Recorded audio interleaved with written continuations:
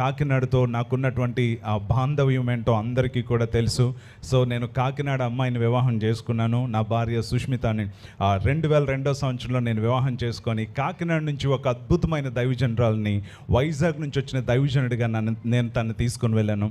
అదే దేవుడు, నేను అనుకోలేదు మరలా కాకినాడలో ఉండే ఒక బలమైన యవ్వన దైవజనుడికి నా కూతుర్ని మరలా కాకినాడకి కోడలుగా దేవుడు పంపించినందుకు దేవాది దేవునికి స్తోత్రాలు చెల్లిస్తూ ఉన్నాను. సో ఇది దేవుని యొక్క నిర్ణయం అని నేను దేవాది దేవునికి స్తోత్రాలు చెల్లిస్తున్నాను. అనేకసార్లు ఇక్కడ మిరాకల్ మహోత్సవాలు కండక్ట్ చేస్తూ ఉండేవారము.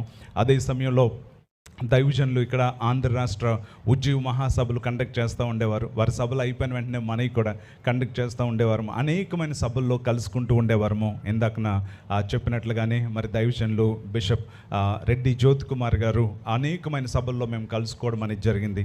కానీ అప్పుడు బ్రదర్ అని పిలుచుకునేవారమే. కానీ దేవుని చిత్తానుసారంగా ఇప్పుడు ఆత్మీయ బంధముతో పాటు శారీరకమైన బంధాన్ని కూడా దేవుడు అనుగ్రహించాడు. అందుకని ఇప్పుడు బావుగారు బాగున్నారా అని చెప్పి పలకరించుకునేటువంటి కృపను దేవుడు అనుగ్రహించినందుకు దేవాది దేవునికి స్తోత్రాలు చెల్లిస్తున్నాను. ఎంత మంచి కుటుంబంతో మాకు ఇచ్చిన ఈ బంధాన్ని బట్టి మొట్టమొదటిగా దేవునికి స్తోత్రాలు చెల్లిస్తూ, మరి దైవజనులు అభిషక్తులు ప్రపంచవ్యాప్తంగా బహుబలంగా వాడబడుచున్నటువంటి ఆత్మీయులైనటువంటి మచ్చలేని నాయకుడు అని ఎవరికైనా సర్టిఫికెట్ ఇవ్వాలి అంటే అది బిషప్ రెడ్డి జ్యోతి కుమార్ గారికి ఇవ్వగలుగుతాం. సో అంత గొప్ప దైవజనులను బట్టి నేను దేవాది దేవునికి స్తోత్రాలు చెల్లిస్తున్నాను. వారి మంచి మనసును బట్టి, ఆ యొక్క ప్రేమను బట్టి దేవాది దేవునికి స్తోత్రాలు చెల్లిస్తూ ఉన్నాను.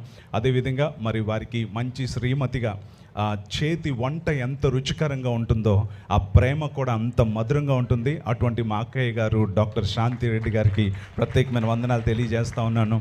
అదేవిధంగా మరి వారికి ఇచ్చినటువంటి కుమార్తెను బట్టి, కుమారుని బట్టి దేవాదేవునికి స్తోత్రాలు చెల్లిస్తున్నాను. వారికి ఇచ్చిన బలమైన దైవజనుని వారికి అల్లుడుగా ఇచ్చారు జేసన్, అండ్ వారి యొక్క భార్య మోనికాను బట్టి దేవాదేవునికి స్తోత్రాలు. ఈ రోజున ఆమె బైబిల్ కాలేజ్ డైరెక్టర్గా ఇక్కడ మధ్యాహ్నం అద్భుతమైన సందేశాన్ని ఇచ్చారు. నేను విని దేవుడిని ఎంతగానో మహిమపరిచాను. సో ఇది సాదాసీదా విషయం కాదు.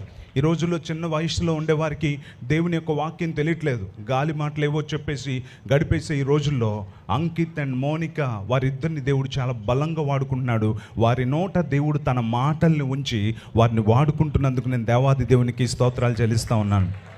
సో వారి కుటుంబాన్ని బట్టి దేవునికి స్తోత్రాలు చెల్లిస్తూ, అదేవిధంగా మరి మా సన్నిన్లా దైవజనుడు మరి పాస్టర్ అంకిత్కు, శ్రేష్ఠకు కూడా ప్రత్యేకమైన వందనాలు తెలియజేస్తూ ఉన్నాను. అదేవిధంగా బ్రదర్ రూఫస్ గారి కుటుంబానికి కూడా వందనాలు తెలియజేస్తున్నాను. వేదిక మీద అనేక మంది దైవజనులు ఉన్నారు, తెలియని వారు ఒక్కరు కూడా లేరు. ఇందాక సుష్మిత చెప్పినట్లుగానే వారి మాస్టారు మరి ముల్లర్ గారు దైవజనులు ఇక్కడ ఉన్నారు. వారిని బట్టి దేవునికి స్తోత్రాలు చెల్లిస్తున్నాను. అదేవిధంగా